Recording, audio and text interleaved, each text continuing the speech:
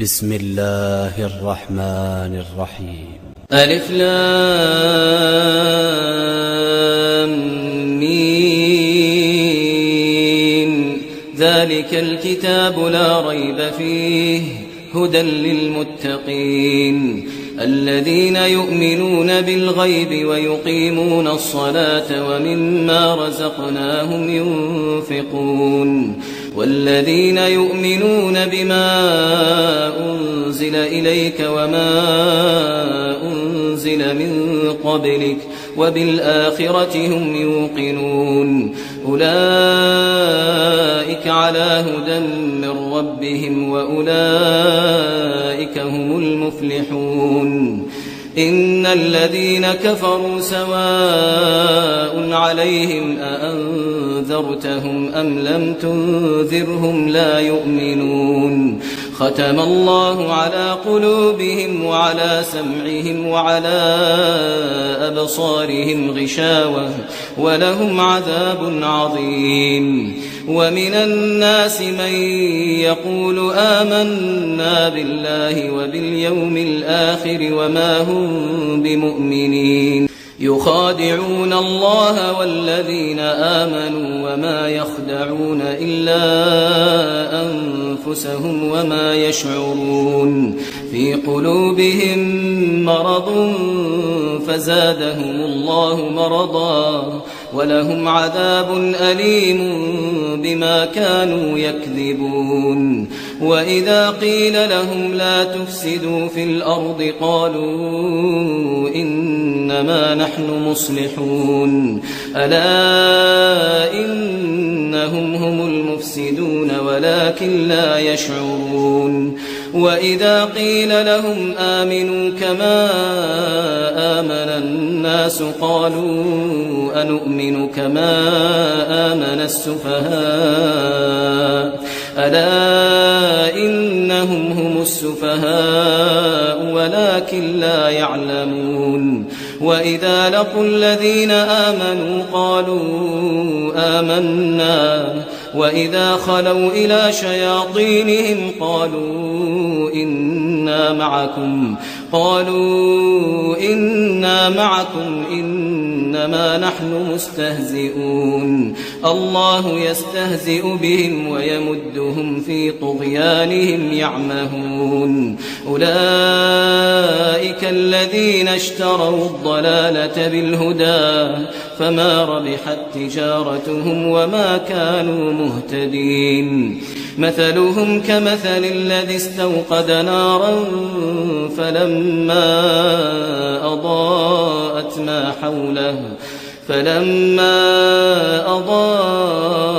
ما حوله ذهب الله بنورهم وتركهم في ظلمات لا يبصرون. صم بكم عمي فهم لا يرجعون. أو كصيب من السماء فيه ظلمات ورعد وبرق يجعلون أصابعهم في آذانهم من الصواعق حذر الموت والله محيط بالكافرين. يكاد البرق يخطف أبصارهم كلما أضاء لهم مشوا فيه وإذا أظلم عليهم قاموا. ولو شاء الله لذهب بسمعهم وأبصارهم إن الله على كل شيء قدير. يا أيها الناس اعبدوا ربكم الذي خلقكم والذين من قبلكم لعلكم تتقون. الذي جعل لكم الأرض فراشا والسماء بناء وأنزل من السماء ماء فأخرج به من الثمرات رزقا لكم فلا تجعلوا لله أندادا وأنتم تعلمون. وإن كنتم في ريب مما نزلنا على عبدنا فأتوا بسورة من مثله فأتوا بسورة من مثله وادعوا شهداءكم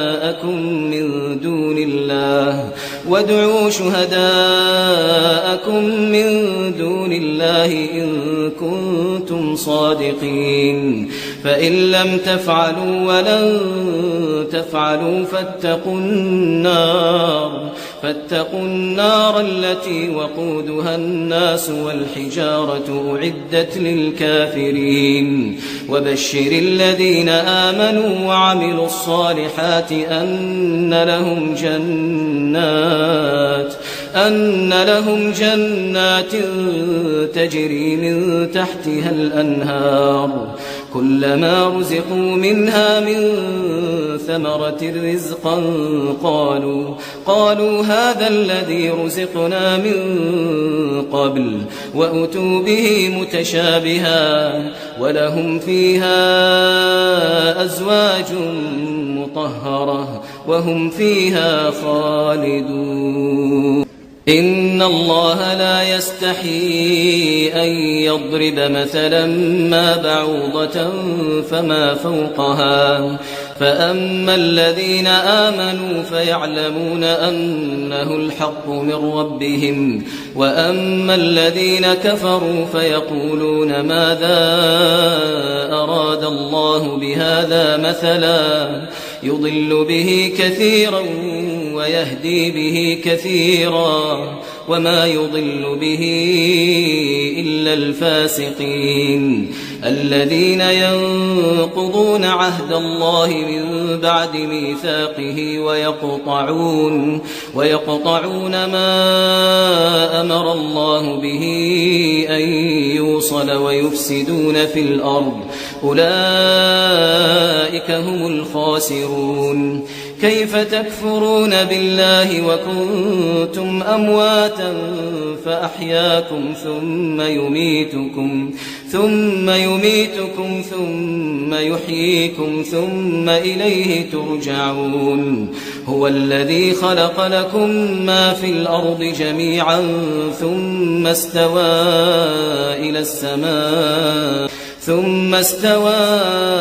إلى السماء فسواهن 7 سماوات وهو بكل شيء عليم وإذ قال ربك للملائكة إني جاعل في الأرض خليفة قالوا أتجعل فيها من يفسد فيها ويسفك الدماء ونحن نسبح بحمدك ونقدس لك قال إني أعلم ما لا تعلمون وعلم آدم الأسماء كلها ثم عرضهم على الملائكة فقال أنبئوني بأسماء هؤلاء إن كنتم صادقين قالوا سبحانك لا علم لنا إلا ما علمتنا إنك أنت العليم الحكيم قال يا آدم أنبئهم بأسماء فلما أنبأهم بأسمائهم قال ألم أقل لكم إني أعلم غيب السماوات والأرض وأعلم ما تبدون وما كنتم تكتمون وإذ قلنا للملائكة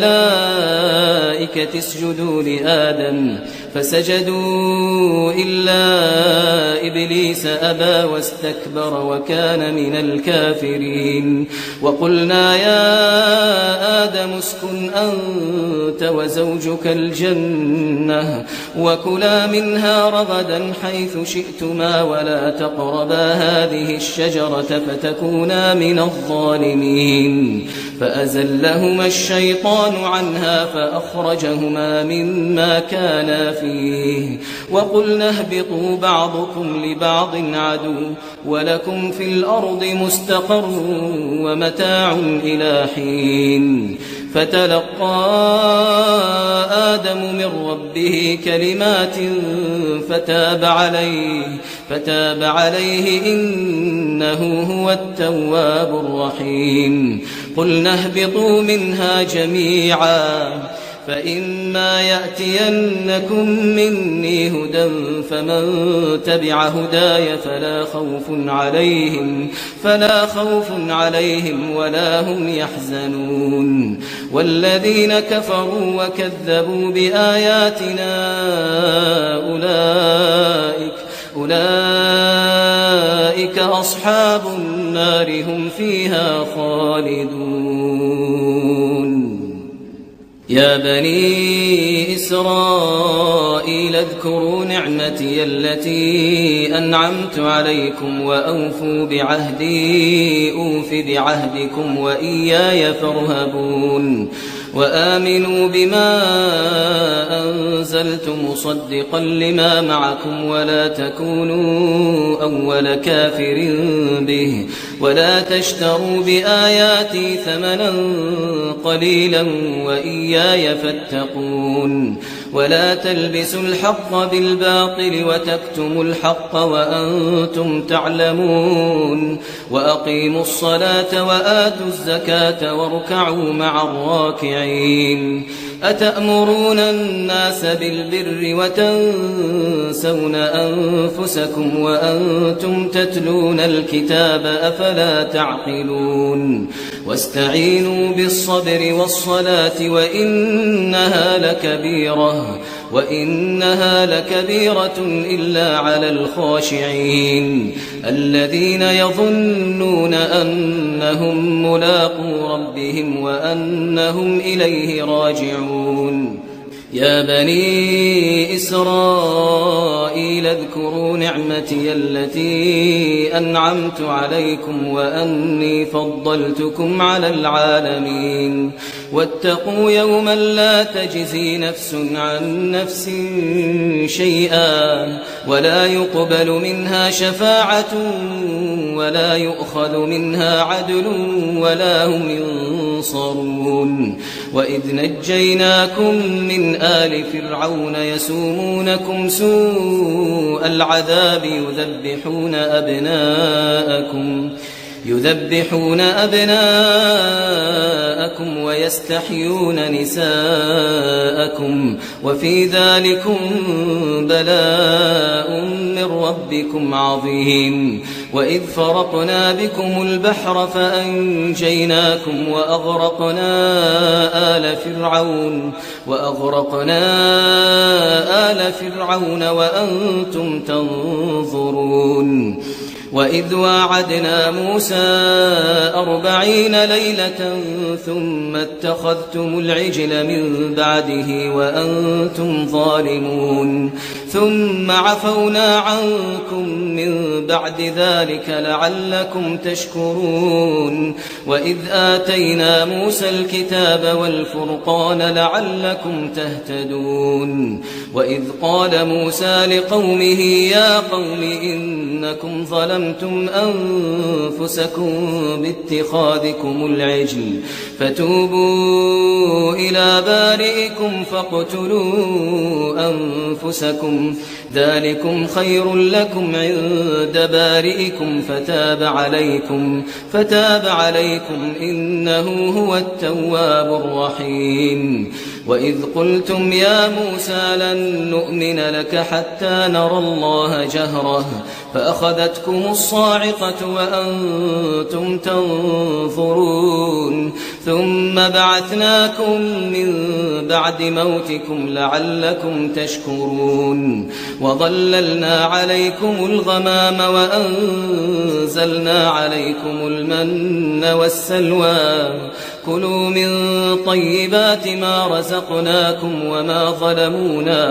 وما ظلمونا ولكن كانوا أنفسهم يظلمون. وإذ قلنا ادخلوا هذه القرية فكلوا منها حيث شئتم رغدا وادخلوا الباب سجدا وقولوا حطة نغفر لكم خطاياكم وسنزيد المحسنين. فبدل الذين ظلموا قولا غير الذي قيل لهم فأنزلنا على الذين ظلموا رجزا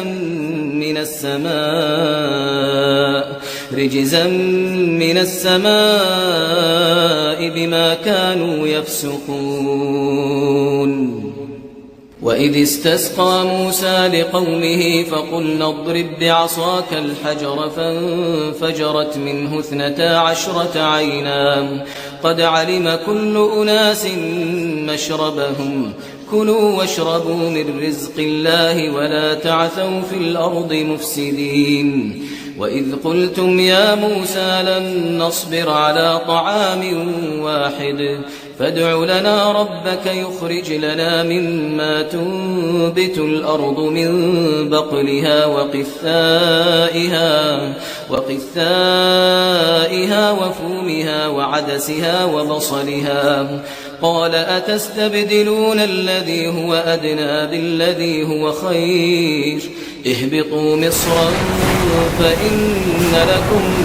ما سألتم وضربت عليهم الذلة والمسكنة وباءوا بغضب من الله ذلك بأنهم كانوا يكفرون بآيات الله ويقتلون النبيين بغير الحق ذلك بما عصوا وكانوا يعتدون. إن الذين آمنوا والذين هادوا والنصارى والصابئين من آمن بالله واليوم الآخر وعمل صالحا فلهم أجرهم عند ربهم ولا خوف عليهم ولا هم يحزنون. وإذ أخذنا ميثاقكم ورفعنا فوقكم الطور خذوا ما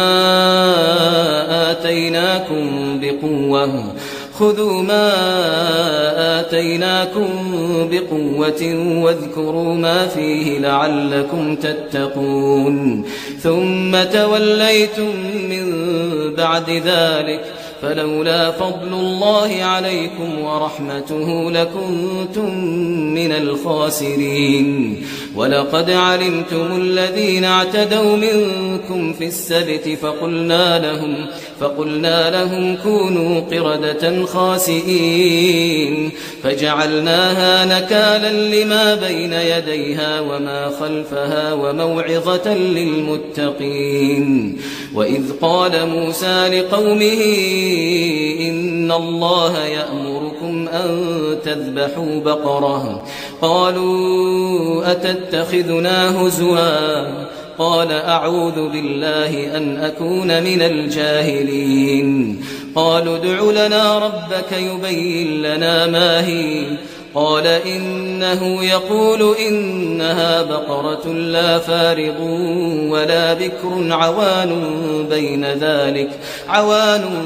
بين ذلك فافعلوا ما تؤمرون. قالوا ادع لنا ربك يبين لنا ما لونها قال إنه يقول إنها بقرة صفراء فاقع لونها تسر الناظرين. قالوا ادع لنا ربك يبين لنا ما هي إن البقرة شابه علينا وإنا إن شاء الله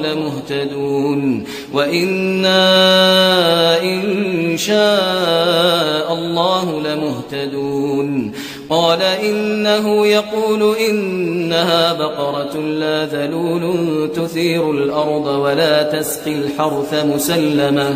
مسلمة لا شية فيها قالوا الآن جئت بالحق فذبحوها وما كادوا يفعلون وإذ قتلتم نفسا فادارأتم فيها والله مخرج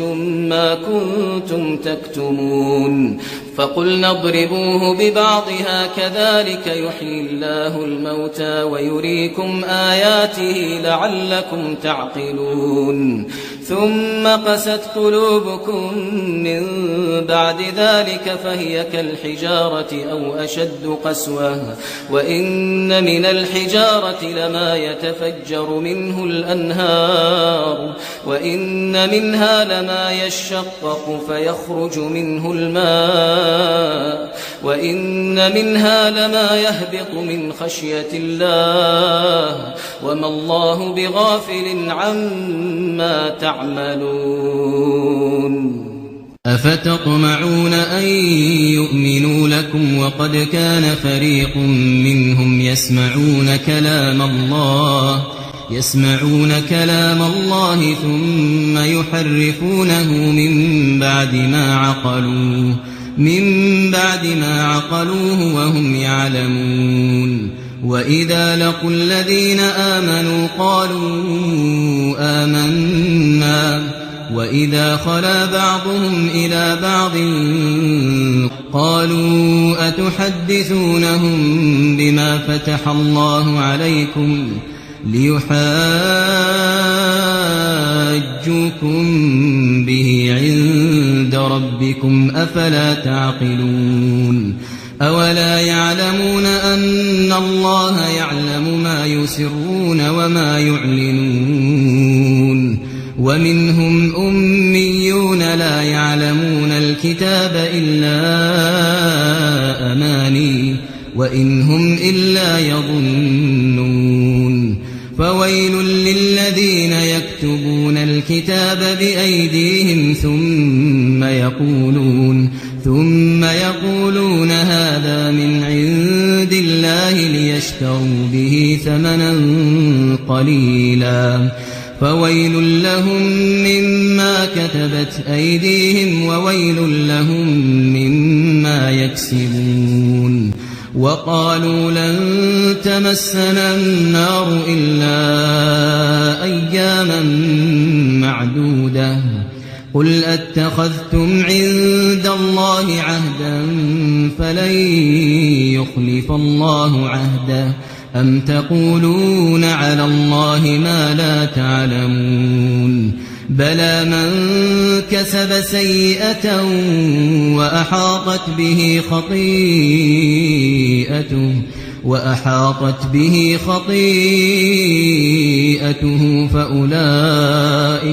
فأولئك أصحاب النار هم فيها خالدون والذين آمنوا وعملوا الصالحات أولئك أصحاب الجنة هم فيها خالدون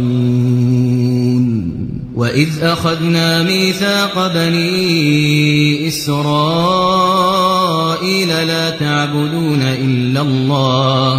لا تعبدون إلا الله وبالوالدين إحسانا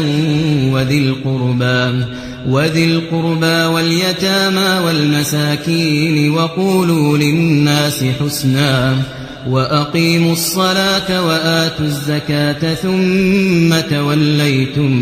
ثم توليتم إلا قليلا منكم وأنتم معرضون وإذ أخذنا ميثاقكم لا تسفكون دماءكم ولا تخرجون أنفسكم من دياركم ثم أقررتم وأنتم تشهدون ثم أنتم هؤلاء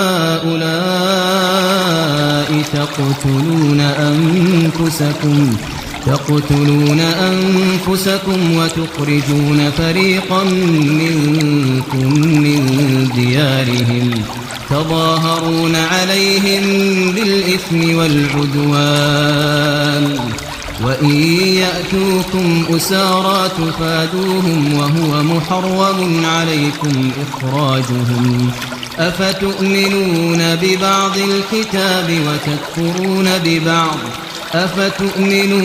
ببعض الكتاب وتكفرون ببعض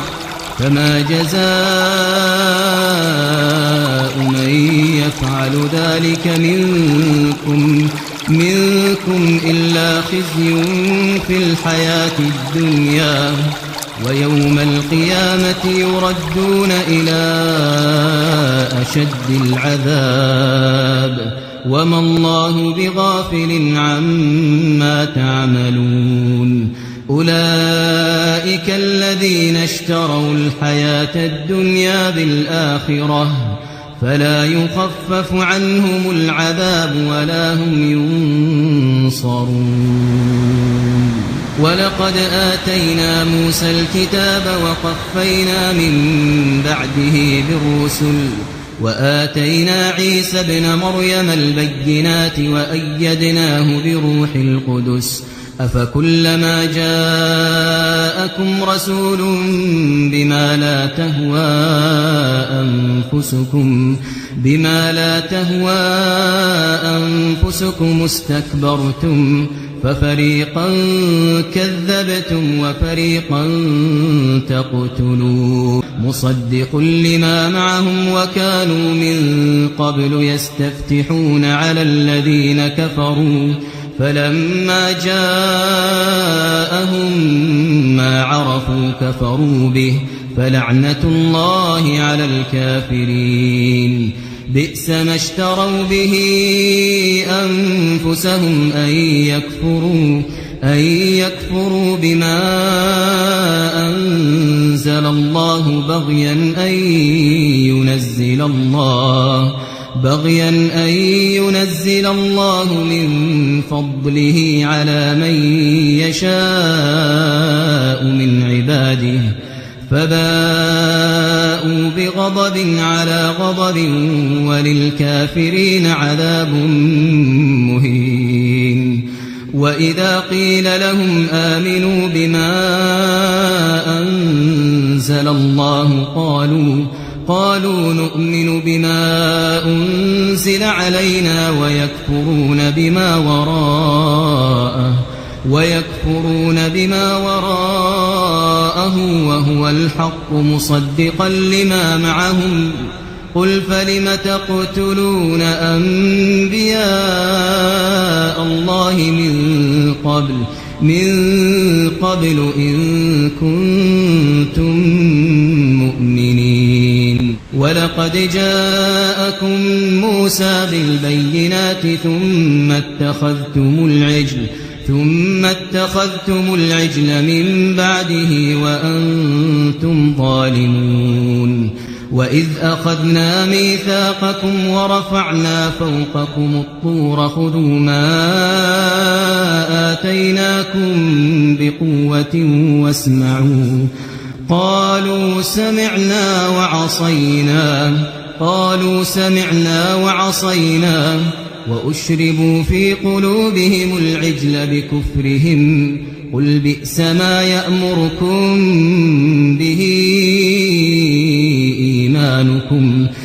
ما يأمركم به إيمانكم إن كنتم مؤمنين قل إن كانت لكم الدار الآخرة عند الله خالصة من دون الناس فتمنوا الموت إن كنتم صادقين ولن يتمنوه أبدا بما قدمت أيديهم والله عليم بالظالمين ولتجدنهم أحرص الناس على حياة ومن الذين يود أحدهم لو يعمر 1000 سنة وما هو بمزحزحه من العذاب أن يعمر والله بصير. من كان عدوا لله وملائكته ورسله وجبريل وميكال فإن الله عدو للكافرين. ولقد أنزلنا إليك آيات بينات وما يكفر بها إلا الفاسقون. أوكلما عاهدوا عهدا نبذه فريق منهم بل أكثرهم لا يؤمنون. ولما جاءهم رسول من عند الله مصدق لما معهم نبذ فريق من الذين أوتوا الكتاب كتاب الله وراء ظهورهم كأنهم لا يعلمون. واتبعوا ما تتلو الشياطين على ملك سليمان وما كفر سليمان ولكن الشياطين كفروا يعلمون الناس السحر وما أنزل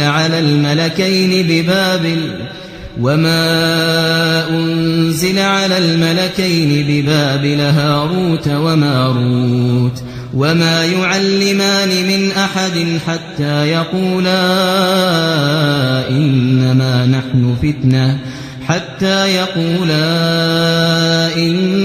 نحن فتنة فلا تكفر. فيتعلمون منهما ما يفرقون به بين المرء وزوجه وما هم بضارين به من أحد إلا بإذن الله. ويتعلمون ما يضرهم ولا ينفعهم ولقد علموا لمن اشتراه ما له في الآخرة من خلاق ولبئس ما شروا به أنفسهم لو كانوا يعلمون. ولو أنهم آمنوا واتقوا لمثوبة من عند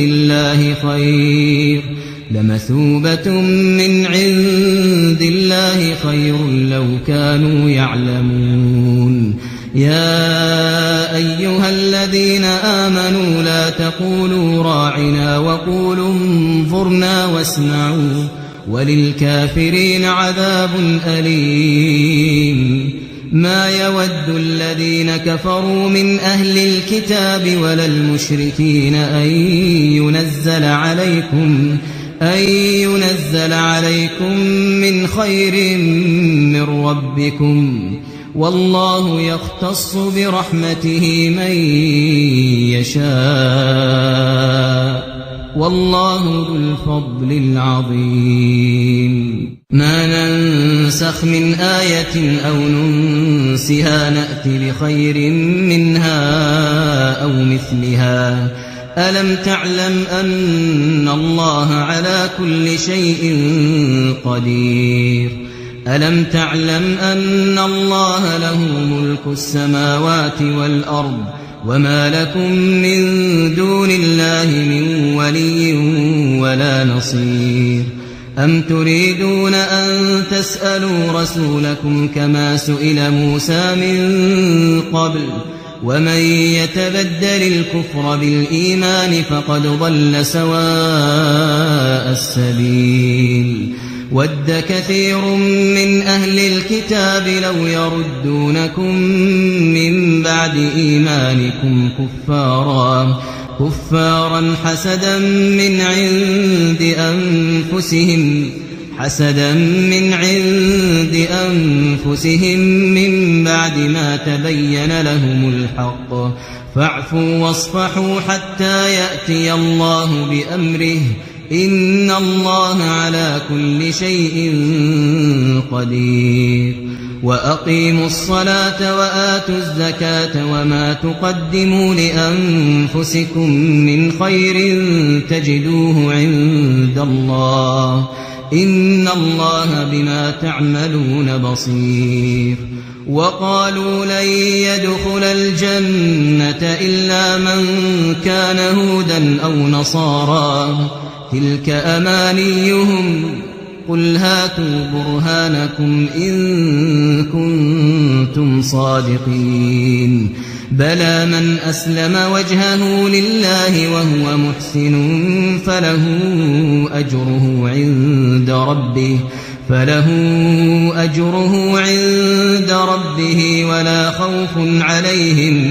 ولا خوف عليهم ولا هم يحزنون وقالت اليهود ليست النصارى على شيء وقالت النصارى ليست اليهود على شيء وهم يتلون الكتاب كذلك قال الذين لا يعلمون مثل قولهم فالله يحكم بينهم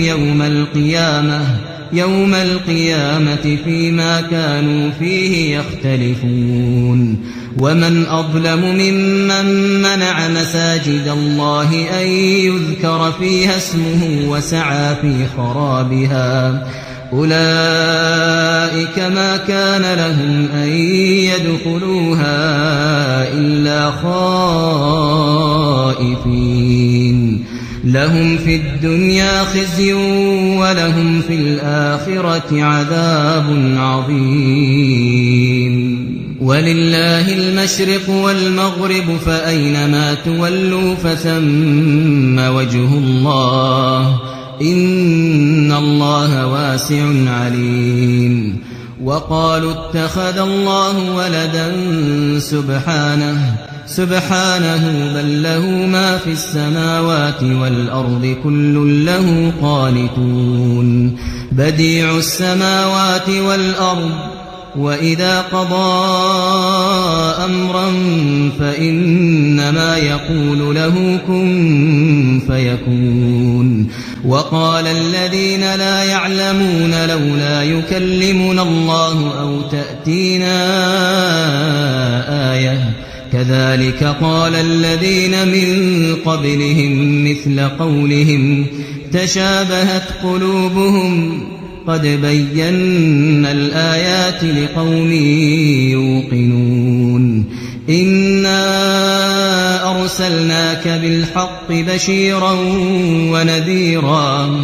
ولا تسأل عن أصحاب الجحيم ولن ترضى عنك اليهود ولا النصارى حتى تتبع ملتهم قل إن هدى الله هو الهدى ولئن اتبعت أهواءهم بعد الذي جاءك من العلم ما لك من الله من ولي ولا نصير الذين آتيناهم الكتاب يتلونه حق تلاوته أولئك يؤمنون به ومن يكفر به فأولئك هم الخاسرون يا بني إسرائيل اذكروا نعمتي التي أنعمت عليكم وأني فضلتكم على العالمين واتقوا يوما لا تجزي نفس عن نفس شيئا ولا يقبل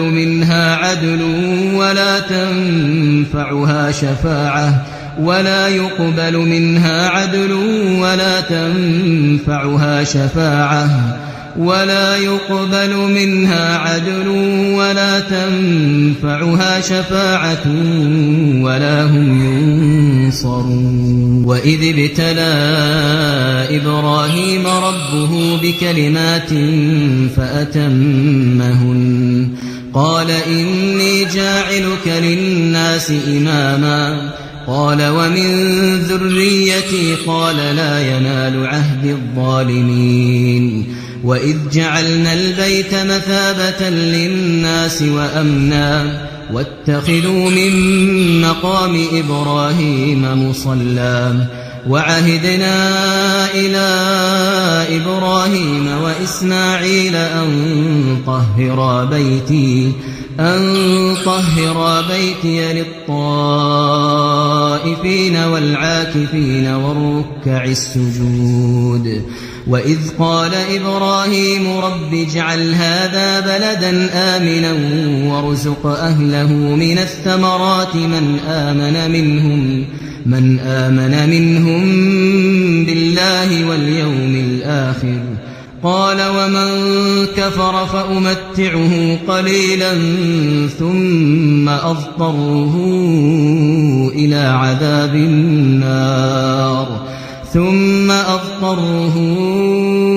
إلى عذاب النار وبئس المصير وإذ يرفع إبراهيم القواعد من البيت وإسماعيل ربنا تقبل منا إنك أنت السميع العليم ربنا واجعلنا مسلمين لك ومن ذريتنا أمة مسلمة لك وأرنا مناسكنا وتب علينا إنك أنت التواب الرحيم ربنا وابعث فيهم رسولا منهم يتلو عليهم آياتك ويعلمهم الكتاب والحكمة ويزكيهم إنك أنت العزيز الحكيم ومن يرغب عن ملة إبراهيم إلا من سفه نفسه ولقد اصطفيناه في الدنيا وإنه في الآخرة لمن الصالحين إذ قال له ربه أسلم قال أسلمت لرب العالمين ووصى بها إبراهيم بنيه ويعقوب يا بني إن الله اصطفى لكم الدين فلا تموتن إلا وأنتم مسلمون أم كنتم شهداء إذ حضر يعقوب الموت إذ قال لبنيه ما تعبدون من بعدي قالوا نعبد إلهك وإله آبائك إبراهيم وإسماعيل وإسحاق إلها واحدا ونحن له مسلمون تلك أمة قد خلت لها ما كسبت ولكم ما كسبتم ولا تسألون عما كانوا يعملون وقالوا كونوا هودا أو نصارى تهتدوا قل بل ملة إبراهيم حنيفا وما كان من المشركين قولوا آمنا بالله وما أنزل إلينا وما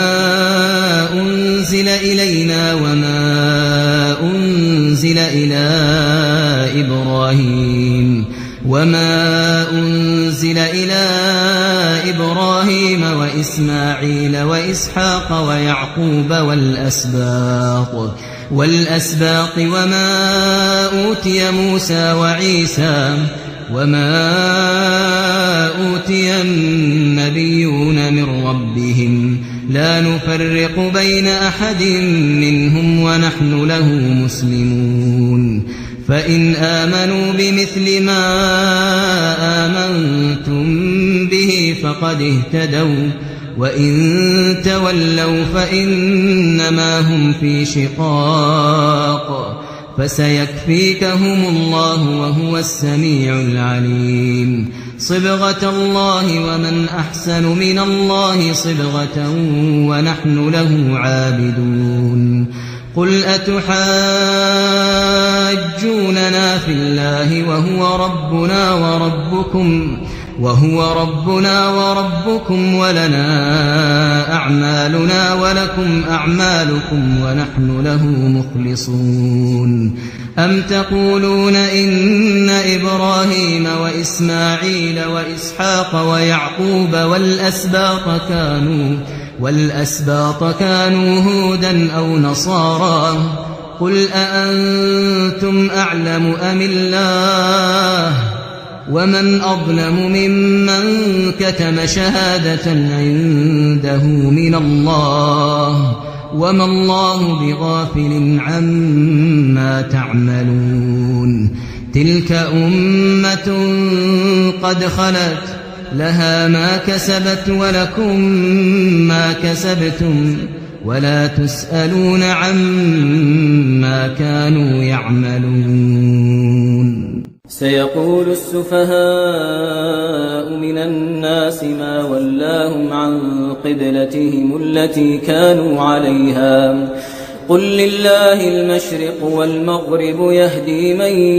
يشاء إلى صراط مستقيم وكذلك جعلناكم أمة وسطا لتكونوا شهداء على الناس ويكون الرسول عليكم شهيدا وما جعلنا القبلة التي كنت عليها إلا لنعلم من يتبع الرسول ممن ينقلب على عقبيه وإن كانت لكبيرة إلا على الذين هدى الله وما كان الله ليضيع إيمانكم إن الله بالناس لرءوف رحيم قد نرى تقلب وجهك في السماء فلنولينك قبلة ترضاها فول وجهك شطر المسجد الحرام وحيث ما كنتم فولوا وجوهكم شطره وإن الذين أوتوا الكتاب ليعلمون أنه الحق من ربهم وما الله بغافل عما يعملون ولئن أتيت الذين أوتوا الكتاب بكل آية ما تبعوا قبلتك وما أنت بتابع قبلتهم وما بعضهم بتابع قبلة بعض ولئن اتبعت أهواءهم من بعد ما جاءك من العلم إنك إذا لمن الظالمين الذين آتيناهم الكتاب يعرفونه كما يعرفون أبناءهم وإن فريقا منهم ليكتمون الحق وهم يعلمون الحق من ربك فلا تكونن من الممترين ولكل وجهة هو موليها فاستبقوا الخيرات أينما تكونوا يأت بكم الله جميعا إن الله على كل شيء قدير ومن حيث خرجت فول وجهك شطر المسجد الحرام وإنه للحق من ربك وما الله بغافل عما تعملون ومن حيث خرجت فول وجهك شطر المسجد الحرام وحيث ما كنتم فولوا وجوهكم شطره لئلا يكون للناس عليكم حجة إلا الذين ظلموا منهم فلا تخشوهم واخشوني ولأتم نعمتي عليكم ولعلكم تهتدون كما أرسلنا فيكم رسولا منكم يتلو عليكم آياتنا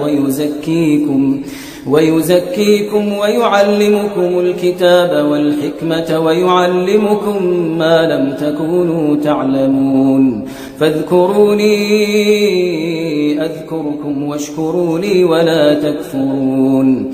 يا أيها الذين آمنوا استعينوا بالصبر والصلاة إن الله مع الصابرين ولا تقولوا لمن يقتل في سبيل الله أموات بل أحياء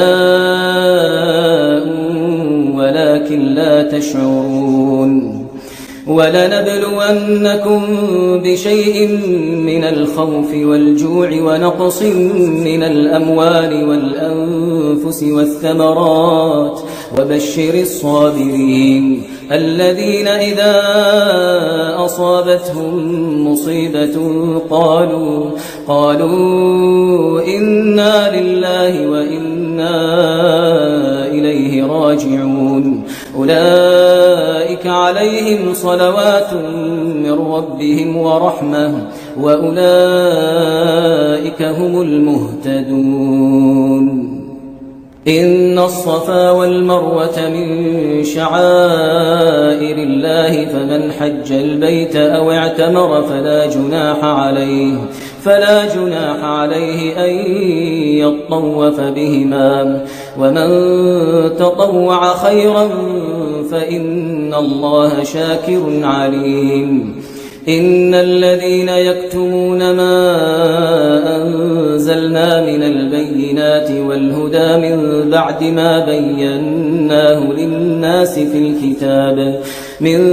ما بيناه للناس في الكتاب أولئك يلعنهم الله ويلعنهم اللاعنون إلا الذين تابوا وأصلحوا وبينوا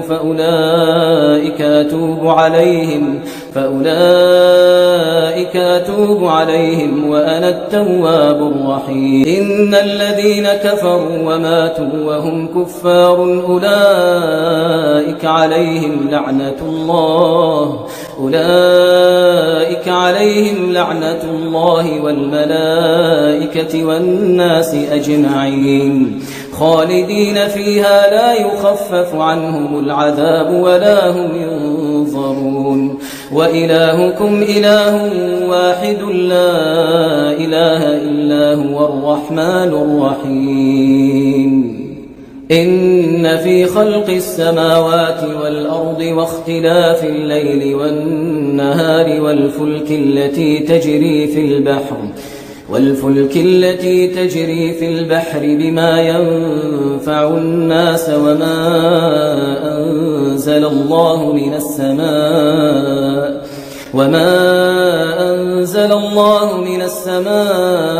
من ماء فأحيا به الأرض بعد موتها وبث فيها من كل دابة وتصريف الرياح والسحاب المسخر بين السماء والأرض لآيات لقوم يعقلون ومن الناس من يتخذ من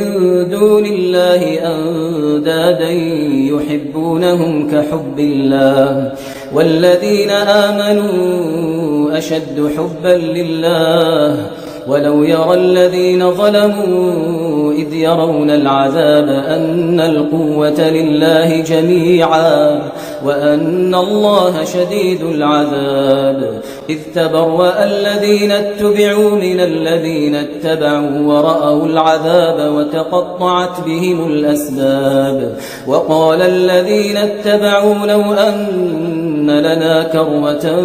فنتبرأ منهم كما تبرأوا منا كذلك يريهم الله أعمالهم حسرات عليهم وما هم بخارجين من النار يا أيها الناس كلوا مما في الأرض حلالا طيبا ولا تتبعوا خطوات الشيطان إنه لكم عدو مبين إنما يأمركم بالسوء والفحشاء وأن تقولوا على الله ما لا تعلمون. وإذا قيل لهم اتبعوا ما أنزل الله قالوا بل نتبع ما ألفينا عليه آباءنا أولو كان آباؤهم لا يعقلون شيئا ولا يهتدون. ومثل الذين كفروا كمثل الذي ينعق بما لا يسمع إلا دعاء ونداء صم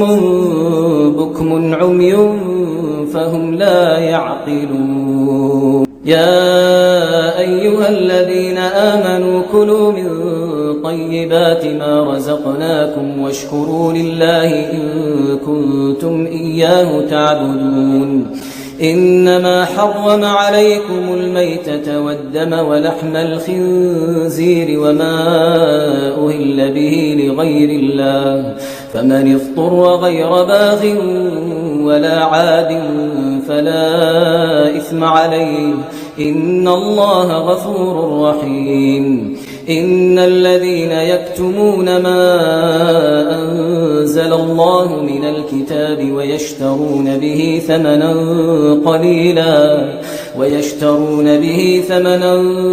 قليلا أولئك ما يأكلون في بطونهم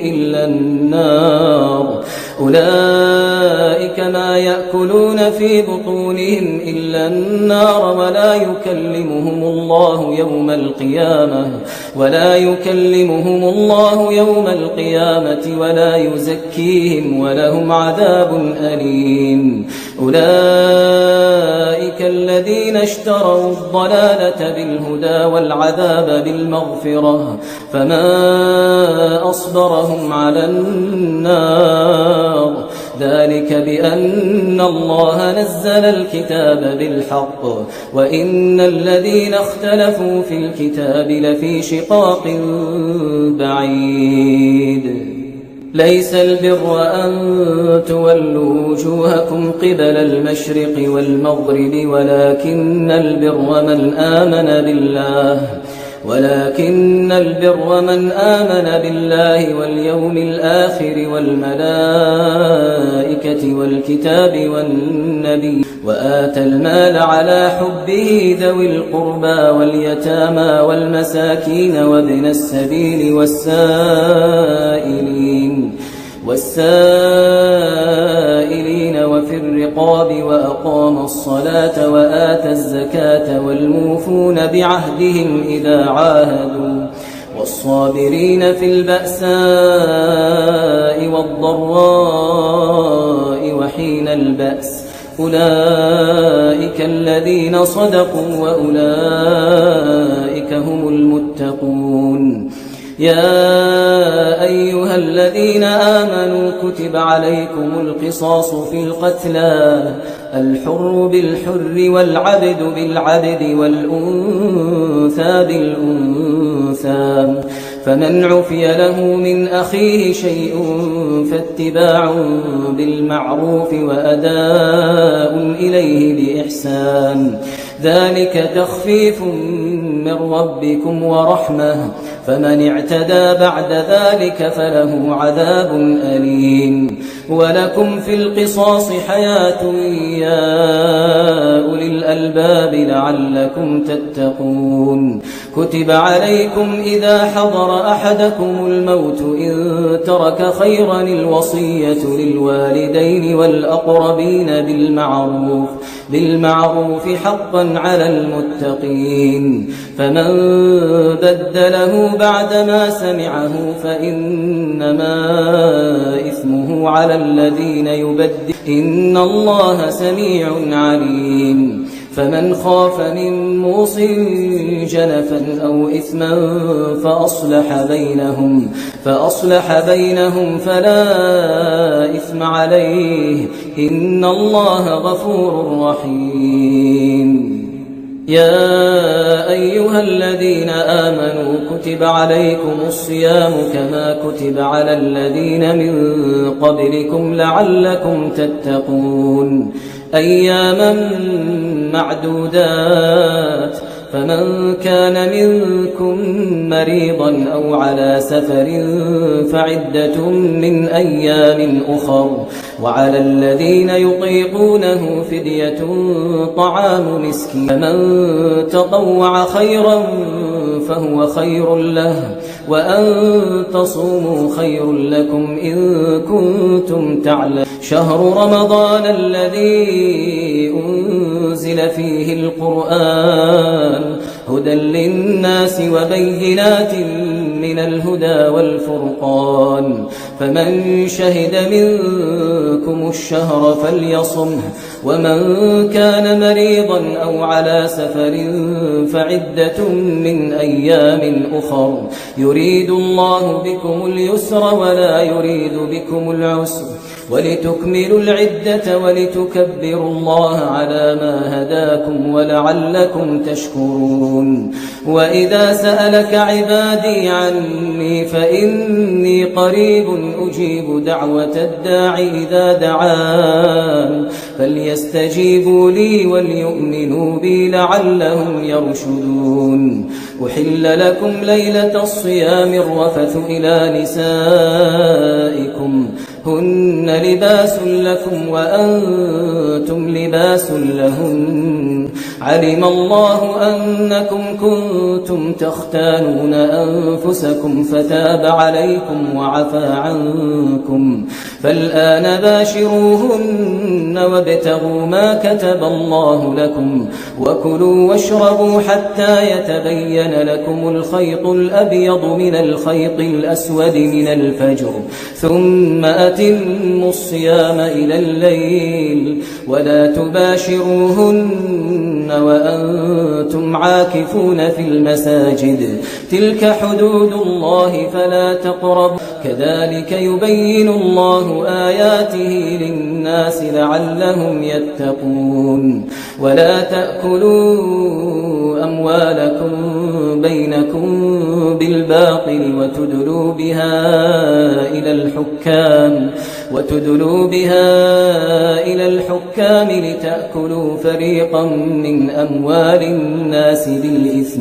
لتأكلوا فريقا من أموال الناس بالإثم وأنتم تعلمون يسألونك عن الأهلة قل هي مواقيت للناس والحج وليس البر بأن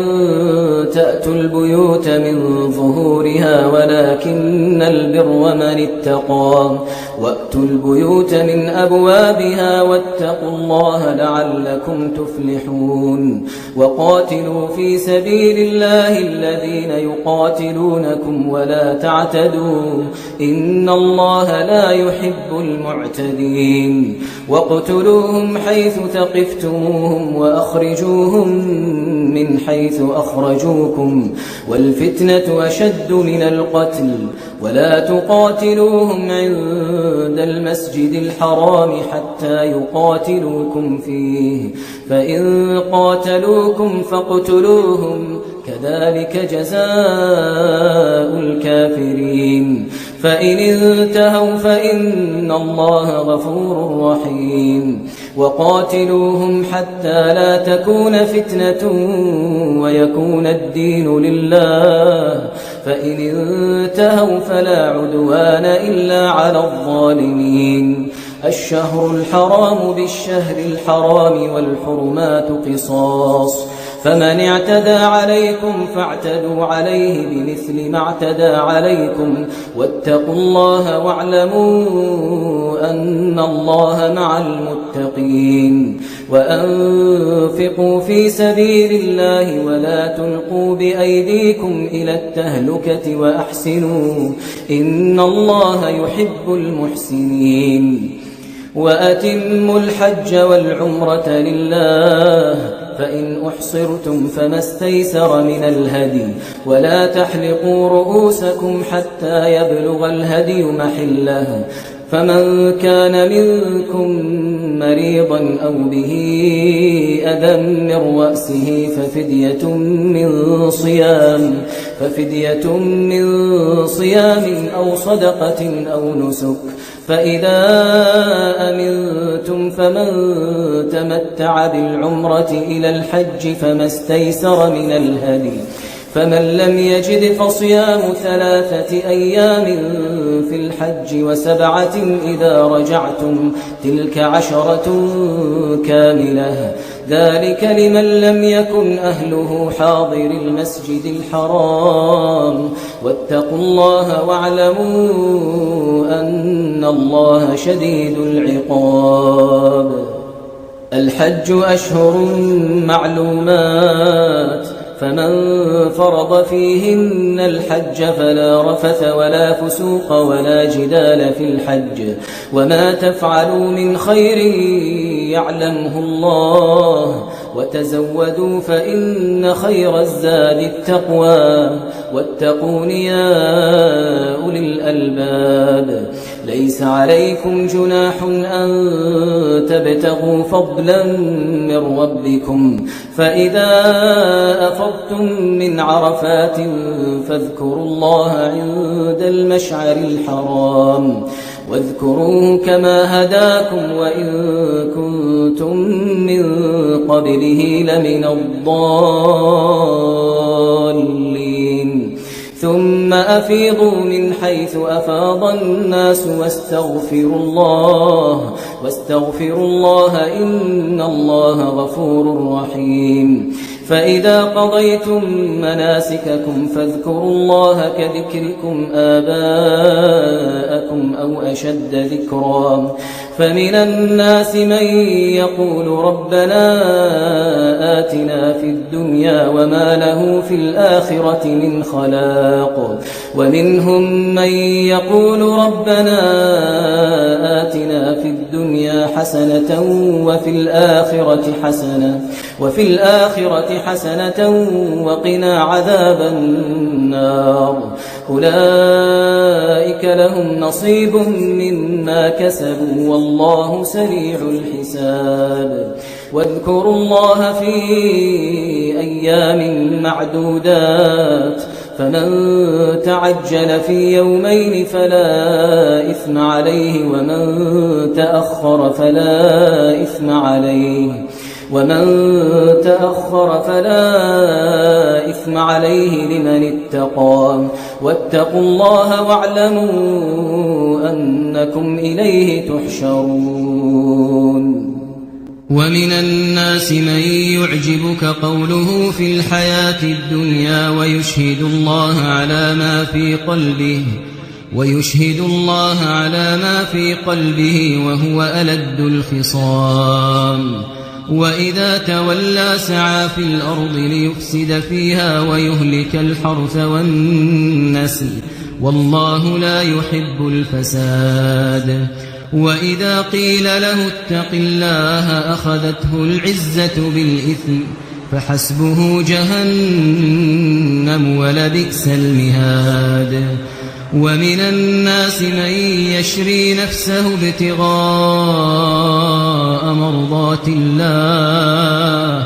والله رؤوف بالعباد يا أيها الذين آمنوا ادخلوا في السلم كافة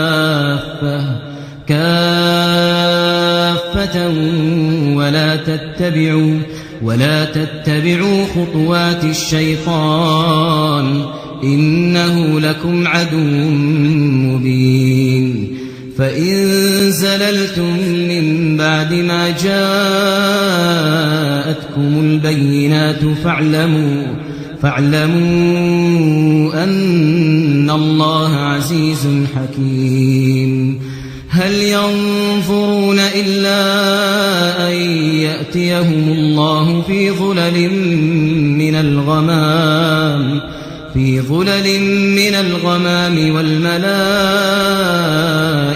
وقضي الأمر وإلى الله ترجع الأمور سل بني إسرائيل كم آتيناهم من آية بينة ومن يبدل نعمة الله من بعد ما جاءته فإن الله شديد العقاب زين للذين كفروا الحياة الدنيا ويسخرون من الذين آمنوا والذين اتقوا فوقهم يوم القيامة والله يرزق من يشاء بغير حساب كان الناس أمة واحدة فبعث الله النبيين مبشرين ومنذرين وأنزل معهم الكتاب بالحق ليحكم بين الناس فيما اختلفوا فيه وما اختلف فيه إلا الذين أوتوه من بعد ما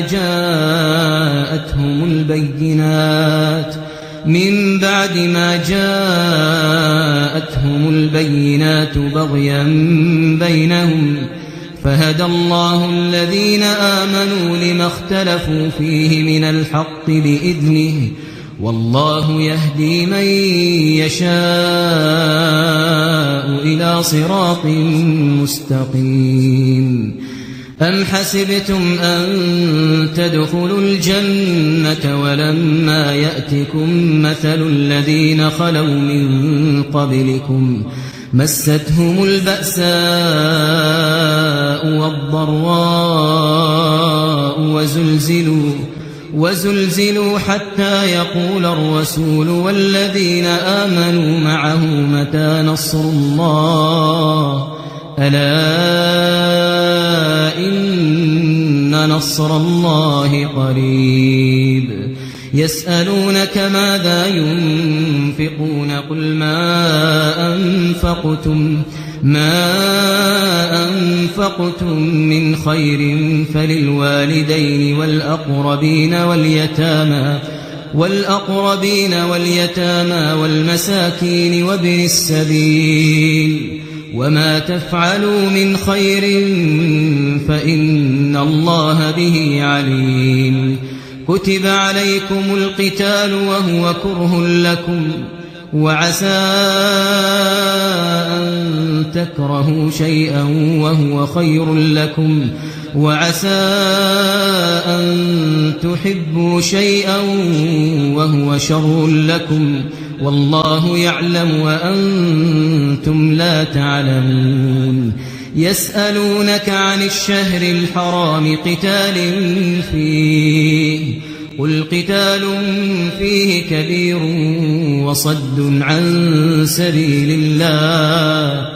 وصد عن سبيل الله وكفر به والمسجد الحرام وإخراج أهله منه أكبر عند الله والفتنة أكبر من القتل ولا يزالون يقاتلونكم حتى يردوكم عن دينكم إن استطاعوا ومن يرتدد منكم عن دينه فيمت وهو كافر فأولئك حبطت أعمالهم في الدنيا والآخرة وأولئك أصحاب النار هم فيها خالدون إن الذين آمنوا والذين هاجروا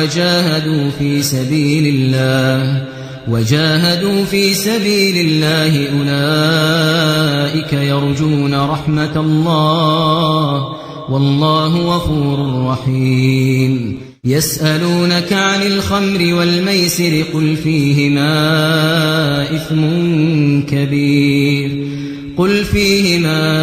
إثم كبير ومنافع للناس وإثمهما أكبر من نفعهما ويسألونك ماذا ينفقون قل العفو كذلك يبين الله لكم الآيات لعلكم تتفكرون في الدنيا والآخرة ويسألونك عن اليتامى قل إصلاح لهم خير وإن تخالطوهم فإخوانكم والله يعلم المفسد من المصلح ولو شاء الله لأعنتكم إن الله عزيز حكيم ولا تنكحوا المشركات حتى يؤمنوا ولأمة مؤمنة خير من مشركة ولو أعجبتكم ولا تنكحوا المشركين حتى يؤمنوا ولعبد مؤمن خير من مشرك ولو أعجبكم أولئك يدعون إلى النار والله يدعو إلى الجنة والمغفرة بإذنه ويبين آياته للناس لعلهم يتذكرون ويسألونك عن المحيض قل هو أذى فاعتزلوا النساء في المحيض ولا تقربوهن حتى يطهرن فإذا تطهرن فأتوهن من حيث أمركم الله إن الله يحب التوابين ويحب المتطهرين نساؤكم حرث لكم فأتوا حرثكم أنى شئتم وقدموا لأنفسكم واتقوا الله واعلموا أنكم ملاقوه وبشر المؤمنين ولا تجعلوا الله عرضة لأيمانكم أن تبروا وتتقوا وتصلحوا بين الناس والله سميع عليم لا يؤاخذكم الله باللغو في أيمانكم ولكن يؤاخذكم بما كسبت قلوبكم والله غفور حليم للذين يؤلون من نسائهم تربص 4 أشهر فإن فاءوا فإن الله غفور رحيم وإن عزموا الطلاق فإن الله سميع عليم والمطلقات يتربصن بأنفسهن 3 قروء ولا يحل لهن أن يكتمن ما خلق الله في أرحامهن إن كن يؤمن بالله واليوم الآخر وبعولتهن أحق بردهن في ذلك إن أرادوا إصلاحا ولهن مثل الذي عليهن بالمعروف وللرجال عليهن درجة والله عزيز حكيم الطلاق 2 فإمساك بمعروف أو تسريح بإحسان ولا يحل لكم أن تأخذوا مما آتيتموهن شيئا إلا أن يخافا ألا يقيما حدود الله فإن خفتم ألا يقيما حدود الله فلا جناح عليهما فيما افتدت به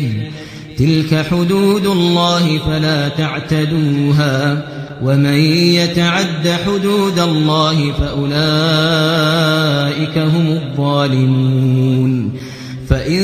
طلقها فلا تحل له من بعد حتى تنكح زوجا غيره فإن طلقها فلا جناح عليهما أن يتراجعا إن ظنا أن يقيما حدود الله وتلك حدود الله يبينها لقوم يعلمون وإذا طلقتم النساء فبلغن أجلهن فأمسكوهن بمعروف أو سرحوهن بمعروف ولا تمسكوهن ضرارا لتعتدوا ومن يفعل ذلك فقد ظلم نفسه ولا تتخذوا آيات الله هزوا واذكروا نعمة الله عليكم وما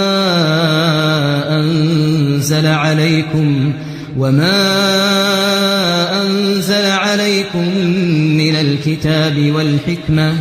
من الكتاب والحكمة يعظكم به واتقوا الله واعلموا أن الله بكل شيء عليم وإذا طلقتم النساء فبلغن أجلهن فلا تعضلوهن أن ينكحن أزواجهن إذا تراضوا بينهم بالمعروف ذلك يوعظ به من كان منكم يؤمن بالله واليوم الآخر ذلكم أزكى لكم وأطهر والله يعلم وأنتم لا تعلمون والوالدات يرضعن أولادهن حولين كاملين لمن أراد أن يتم الرضاعة وعلى المولود له رزقهن وكسوتهن بالمعروف لا تكلف نفس إلا وسعها لا تضار والدة بولدها ولا مولود له بولده وعلى الوارث مثل ذلك فإن أرادا فصالا عن تراض منهما وتشاور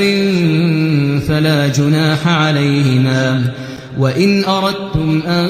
تسترضعوا أولادكم فلا جناح عليكم إذا سلمتم ما آتيتم بالمعروف واتقوا الله واعلموا أن الله بما تعملون بصير والذين يتوفون منكم ويذرون أزواجا يتربصن بأنفسهن 4 أشهر وعشرا فإذا بلغن أجلهن فلا جناح عليكم فيما فعلن في أنفسهن بالمعروف والله بما تعملون خبير ولا جناح عليكم فيما عرفتم به من خطبة النساء أو أكننتم في أنفسكم علم الله أنكم ستذكرونهن ولكن لا تواعدوهن سرا إلا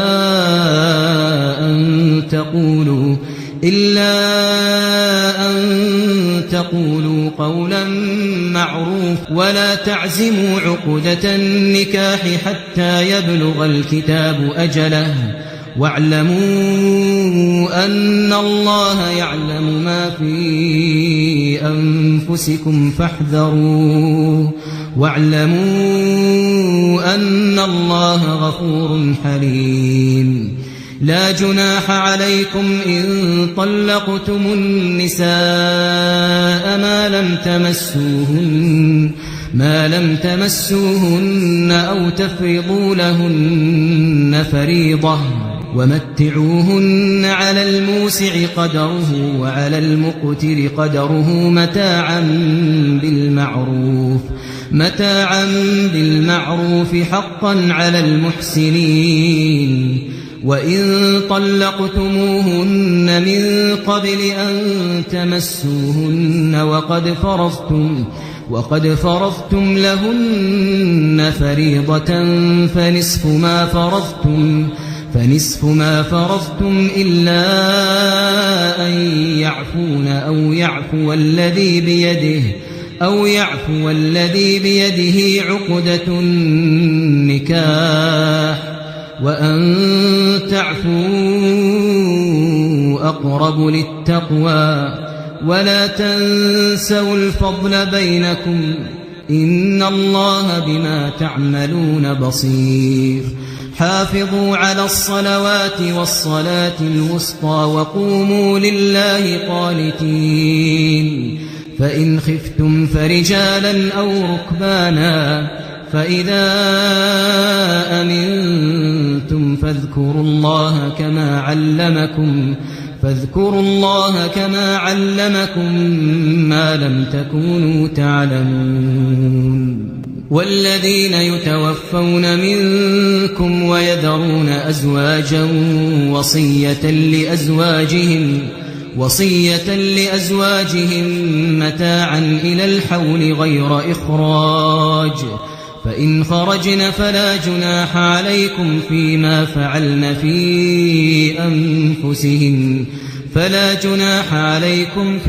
فعلن في أنفسهن من معروف والله عزيز حكيم وللمطلقات متاع بالمعروف حقا على المتقين كذلك يبين الله لكم آياته لعلكم تعقلون ألم تر إلى الذين خرجوا من ديارهم وهم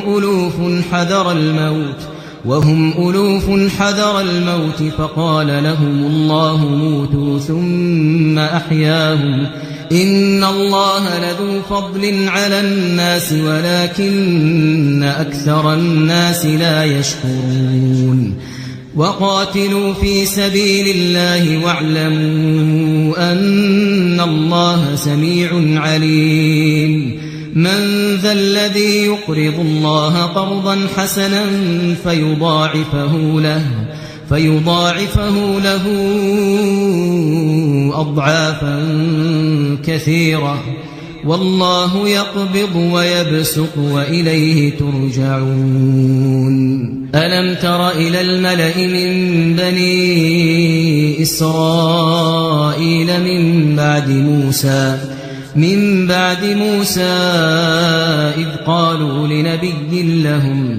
إذ قالوا لنبي لهم ابعث لنا ملكا نقاتل في سبيل الله قال هل عسيتم إن كتب عليكم القتال ألا تقاتلوا قالوا وما لنا ألا نقاتل في سبيل الله وقد أخرجنا من ديارنا وأبنائنا فلما كتب عليهم القتال تولوا إلا قليلا منهم والله عليم بالظالمين وقال لهم نبيهم إن الله قد بعث لكم طالوت ملكا قالوا أنى يكون له الملك علينا ونحن أحق بالملك منه ولم يؤت سعة من المال قال إن الله اصطفاه عليكم وزاده بسطة في العلم والجسم والله يؤتي ملكه من يشاء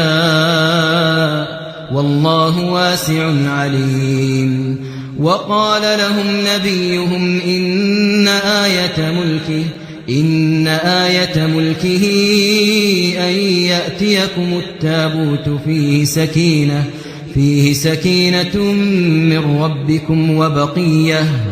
وبقية مما ترك آل موسى وآل هارون تحمله الملائكة إن في ذلك لآية لكم إن كنتم مؤمنين فلا فصل طالوت بالجنود قال إن الله مبتليكم بنهر فمن شرب منه فليس مني ومن لم يطعمه فإنه مني إلا من اغترف غرفة بيده فشربوا منه إلا قليلا منهم فلما جاوزه هو والذين آمنوا معه قالوا لا طاقة لنا اليوم بجالوت وجنوده قال الذين يظنون أنهم ملاقو الله كم من فئة قليلة غلبت فئة كثيرة بإذن الله والله مع الصابرين ولما برزوا لجالوت وجنوده قالوا ربنا أفرغ علينا صبرا وثبت أقدامنا وانصرنا على القوم الكافرين فهزموهم بإذن الله وقتل داود جالوت وآتاه الله الملك والحكمة وعلمه مما يشاء ولولا دفع الله الناس بعضهم ببعض لفسدت الأرض ولكن الله ذو فضل على العالمين تلك آيات الله نتلوها عليك بالحق وإنك لمن المرسلين تلك الرسل فضلنا بعضهم على بعض منهم من كلم الله ورفع بعضهم درجات وآتينا عيسى ابن مريم البينات وأيدناه بروح القدس ولو شاء الله ما اقتتل الذين من بعد ما جاءتهم البينات ولكن اختلفوا فمنهم من آمن ومنهم من كفر ولو شاء الله ما اقتتلوا ولكن الله يفعل ما يريد يا أيها الذين آمنوا أنفقوا مما رزقناكم من قبل أن يأتي يوم لا بيع فيه ولا خلة ولا شفاعة والكافرون هم الظالمون الله لا إله إلا هو الحي القيوم لا تأخذه سنة ولا نوم له ما في السماوات وما في الأرض من ذا الذي يشفع عنده إلا بإذنه يعلم ما بين أيديهم وما خلفهم ولا يحيطون بشيء من علمه إلا بما شاء وسع كرسيه السماوات والأرض ولا يؤوده حفظهما وهو العلي العظيم لا إكراه في الدين قد تبين الرشد من الغي فمن يكفر بالطاغوت ويؤمن بالله فقد استمسك بالعروة الوثقى لا انفصام لها والله سميع عليم الله ولي الذين آمنوا يخرجهم من الظلمات إلى النور والذين كفروا أولياؤهم الطاغوت يخرجونهم من النور إلى الظلمات أولئك أصحاب النار هم فيها خالدون ألم تر إلى الذي حاج إبراهيم في ربه أن آتاه الله الملك إذ قال إبراهيم ربي الذي يحيي ويميت قال أنا أحيي وأميت. قال إبراهيم فإن الله يأتي بالشمس من المشرق فأت بها من المغرب. فبهت الذي كفر والله لا يهدي القوم الظالمين. أو كالذي مر على قرية وهي خاوية على عروشها قال أنى يحيي هذه الله بعد موتها فأماته الله 100 عام ثم بعثه. قال كم لبثت؟ قال لبثت يوما أو بعض يوم. قال بل لبثت 100 عام فانظر إلى طعامك وشرابك لم يتسنه وانظر إلى حمارك ولنجعلك آية للناس وانظر إلى العظام كيف ننشزها ثم نكسوها لحما. فلما تبين له قال أعلم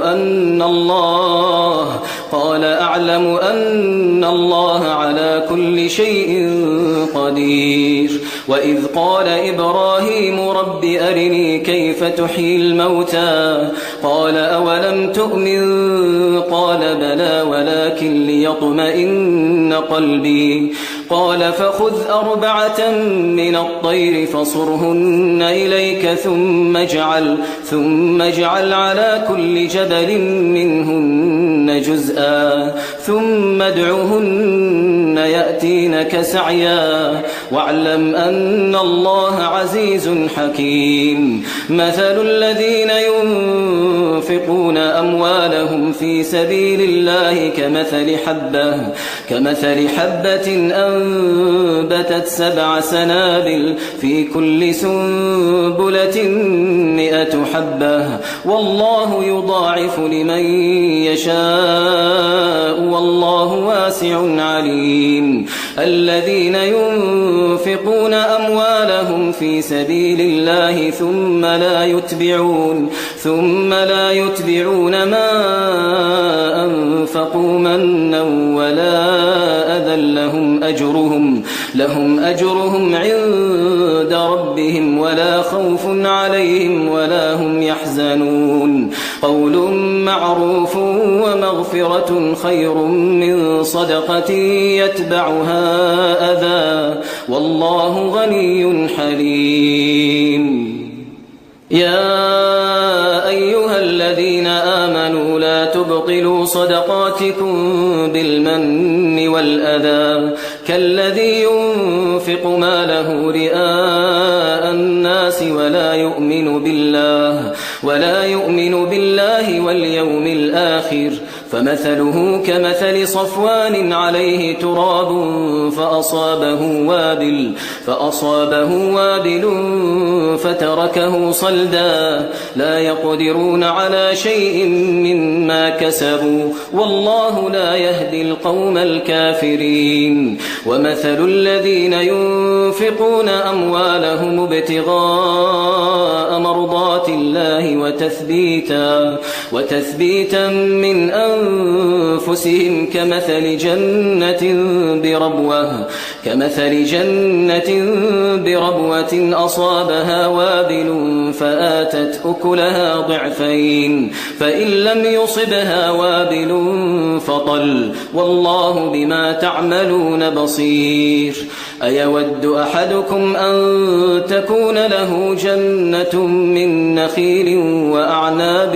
تجري من تحتها الأنهار له فيها من كل الثمرات وأصابه الكبر وله ذرية ضعفاء فأصابها إعصار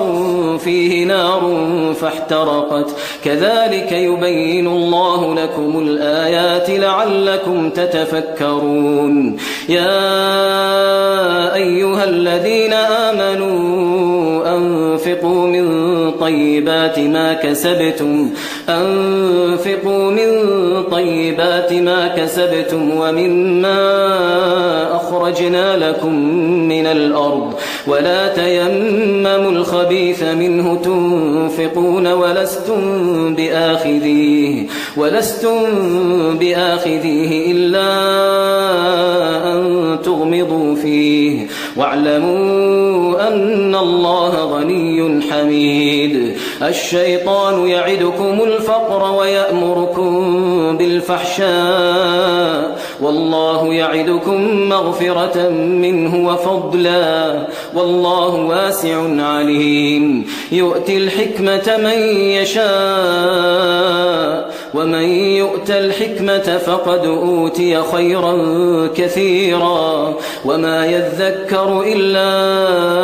أولو الألباب. وما أنفقتم من نفقة أو نذرتم من نذر فإن الله يعلمه وما للظالمين من أنصار. إن تبدوا الصدقات فنعما هي وإن تخفوها وتؤتوها الفقراء فهو خير لكم ويكفر عنكم من سيئاتكم والله بما تعملون خبير. ليس عليك هداهم ولكن الله يهدي من يشاء وما تنفقوا من خير فلأنفسكم وما تنفقون إلا ابتغاء وجه الله وما تنفقوا من خير يوفى إليكم وأنتم لا تظلمون. للفقراء الذين أحصروا في سبيل الله لا يستطيعون ضربا في الأرض يحسبهم الجاهل أغنياء من التعفف تعرفهم بسيماهم لا يسألون الناس إلحافا وما تنفقوا من خير فإن الله به عليم. الذين ينفقون أموالهم بالليل والنهار سروا وعلانية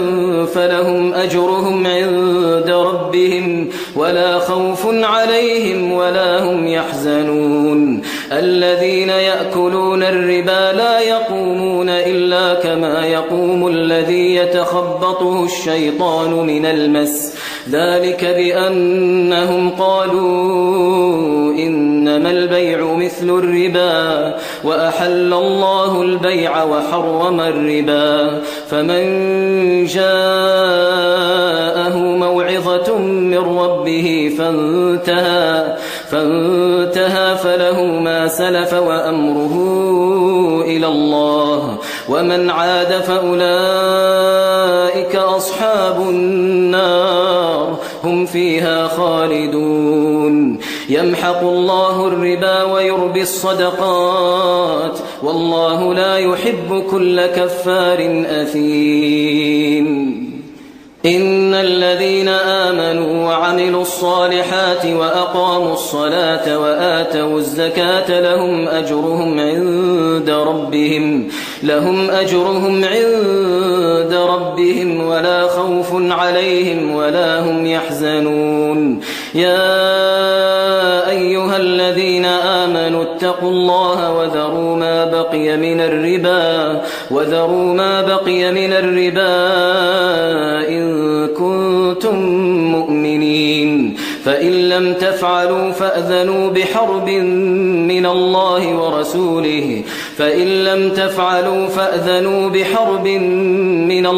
ورسوله وإن تبتم فلكم رؤوس أموالكم لا تظلمون ولا تظلمون. وإن كان ذو عسرة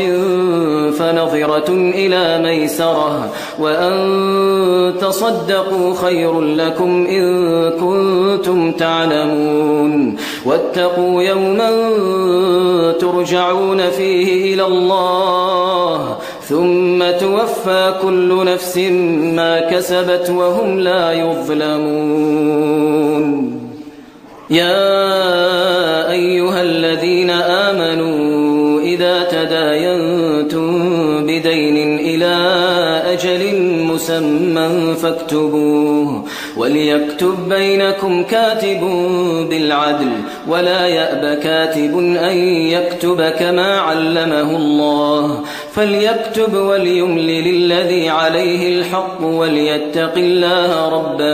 وليتق الله ربه ولا يبخس منه شيئا فإن كان الذي عليه الحق سفيها أو ضعيفا أو لا يستطيع أن يمل هو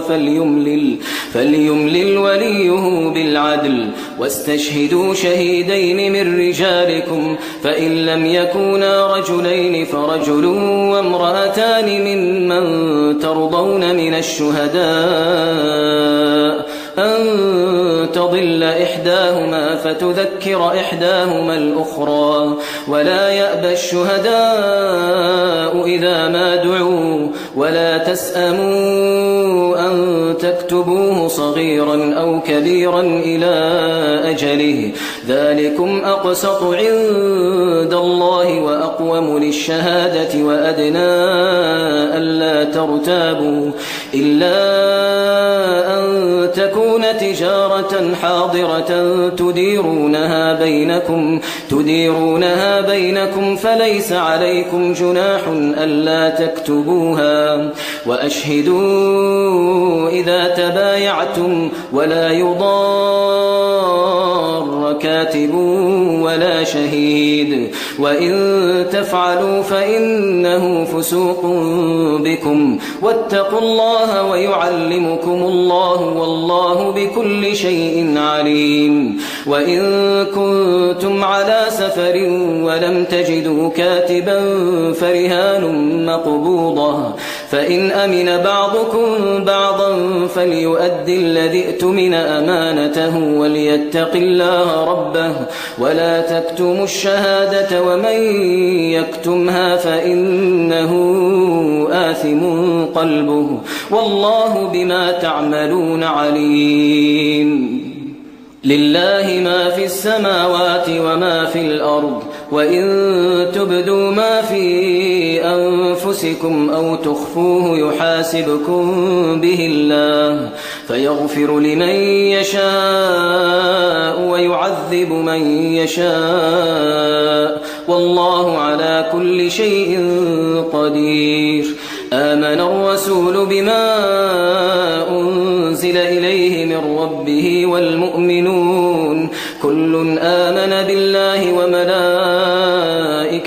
وكتبه ورسله لا نفرق بين أحد من رسله وقالوا سمعنا وأطعنا غفرانك ربنا وإليك المصير لا يكلف الله نفسا إلا وسعها لها ما كسبت وعليها ما اكتسبت ربنا لا تؤاخذنا إن نسينا أو أخطأنا ربنا ولا تحمل علينا إصرا